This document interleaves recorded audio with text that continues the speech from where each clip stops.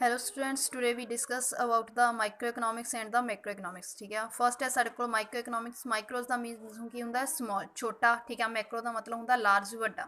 ठीक है, आप फर्स्ट करना है माइक्रो इकोनॉमिक्स की है that branch of economics which is related with the study of economic activities of individual unit is now as the micro economics. कहता कि ਜਿਹਦੇ ਵਿੱਚ ਕਹਿੰਦਾ ਕਿ ਇਹ ਅਰਥਸ਼ਾਸਤਰੀ ਉਹ ਸ਼ਾਖਾ ਆ। ਠੀਕ ਹੈ, ਜਿਹਦੇ ਵਿੱਚ ਕੀ ਕਰਦੇ ਆਪਾਂ ਕਿਹਨਾਂ ਦੀ ਸਟੱਡੀ ਕਰਦੇ ਇੰਡੀਵਿਜੂਅਲ ਯੂਨਿਟਸ ਦੀ ਵਿਅਕਤੀਗਤ ਇਕਾਈਆਂ ਦੀ ਸਟੱਡੀ ਕੀਤੀ ਜਾਂਦੀ ਹੈ। ਮਤਲਬ ਕਿ ਇੱਕ ਸਿੰਗਲ ਯੂਨਿਟ ਦੀ ਸਟੱਡੀ ਕੀਤੀ ਜਾਂਦੀ ਆ।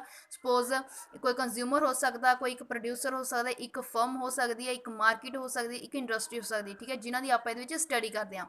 In other words, the study of economic activity at an individual level is microeconomics. For example, the study of micro activities of one individual, one firm, one market or one industry falls under the scope of microeconomics। मतलब कि ये सारे काहदे विच आ जांदे आ microeconomics के खेतर दे विच आ जांदे आ।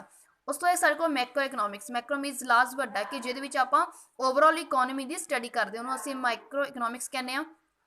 That branch of economics which is related with the study of economic activities at aggregate level is now as the macroeconomics। ਦੇ ਵਿੱਚ ਕੀ ਅਸੀਂ ਐਗਰੀਗੇਟ ਲੈਵਲ ਦੀ ਜਿਹੜੀ ਗੱਲ ਕਰਦੇ ਹਾਂ। ਠੀਕ ਹੈ, ਗਰੁੱਪਾਂ ਦੀ ਗੱਲ ਕੀਤੀ ਜਾਂਦੀ ਹੈ, ਜਿਹਦੇ ਕਰਕੇ ਅਸੀਂ ਇਹਨੂੰ ਮੈਕਰੋ ਇਕਨੋਮਿਕਸ ਦੇ ਵਿੱਚ ਸ਼ਾਮਲ ਕਰਦੇ ਹਾਂ। ਇਹਦੇ ਵਿੱਚ ਕਾਹਦੀ ਸਟੱਡੀ ਕਰਦੇ ਆਪਾਂ? For example study of aggregate demand, study of aggregate supply, general price level और national income falls under the scope of macroeconomics. ये सारे ਜਿਹੜੇ ਆ ਕੀ ਆ मैक्रो इकोनॉमिक्स ਦੇ ਖੇਤਰ ਦੇ ਵਿੱਚ ਆ ਜਾਂਦੇ ਆ।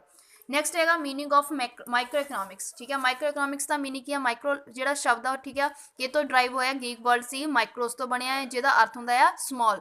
ठीक है, पार्ट्स ਇਹਦੇ ਵਿੱਚ ਅਸੀਂ ਗੱਲ ਕਰਦੇ ਹਾਂ ਮੈਂ ਕਿ ਮਾਈਕਰੋ ਸਟੱਡੀ ਆਪਾਂ ਕੀਤੀ small parts of the economy individual units ਹੋ ਸਕਦੀਆਂ, ਸਮਾਲ ਐਗਰੀਗੇਟਸ ਆਫ ਇੰਡੀਵਿਜੂਅਲ ਯੂਨਿਟਸ, ਜਿਨ੍ਹਾਂ ਦੀ ਆਪਾਂ ਇਹਦੇ ਵਿੱਚ ਸਟੱਡੀ ਕਰਦੇ ਹਾਂ।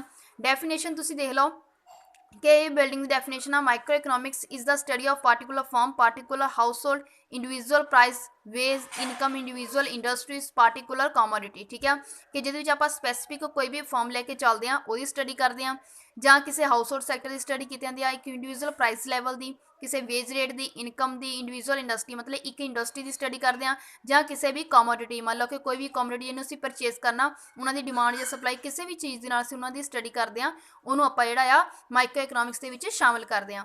ਦੂਸਰੀ ਡੈਫੀਨੇਸ਼ਨ ਜਿਹੜੀ ਆ ਉਹ ਕੀ ਆ? Micro economics is the study of branch of economics is that branch of economics that deals with the behavior of individual economic units like consumer, firm, workers।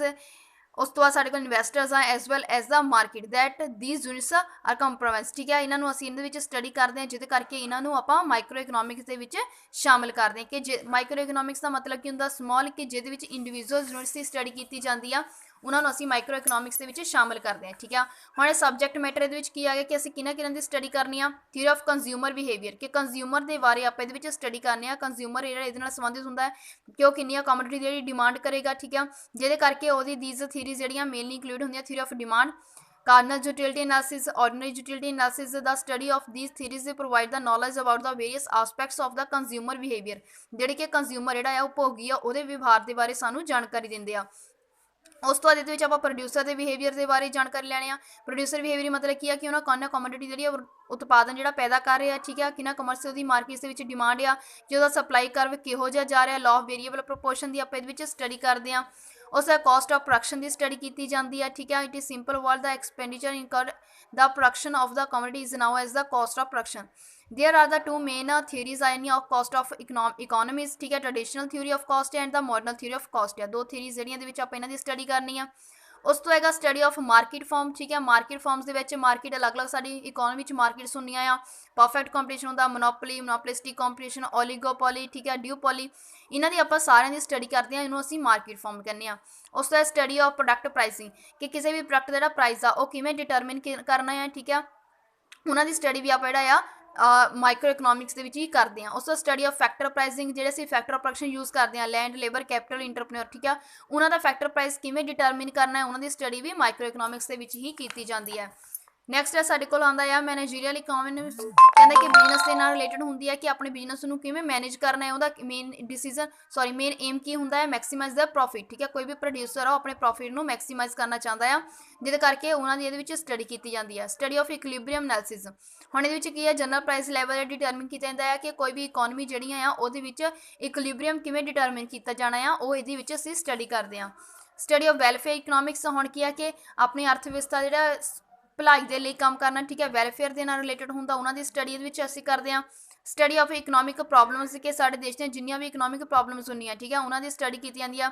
Unemployment ਆ, ਪਾਵਰਟੀ ਆ, ਠੀਕ ਹੈ, ਉਹਨਾਂ ਨੂੰ ਅਸੀਂ ਚੋਇਸ ਦੀ ਪ੍ਰੋਬਲਮ ਆਉਂਦੀ ਆ, ਇਹਨਾਂ ਸਾਰਿਆਂ ਦੀ ਸਟੱਡੀ ਆਪਾਂ ਇਕਨੋਮਿਕਸ ਦੇ ਵਿੱਚ ਕਰਦੇ ਹਾਂ। ਜਿਹੜੇ ਇਹਨਾਂ ਸਾਰਿਆਂ ਦੀ ਸਟੱਡੀ ਕੀਤੀ ਜਾਂਦੀ ਹੈ, ਇਹ ਸਾਡੀ ਕੀ ਆ, ਮਾਈਕਰੋ ਇਕਨੋਮਿਕਸ ਦਾ ਹੀ ਇੱਕ ਹਿੱਸਾ ਆ, ਠੀਕ ਹੈ।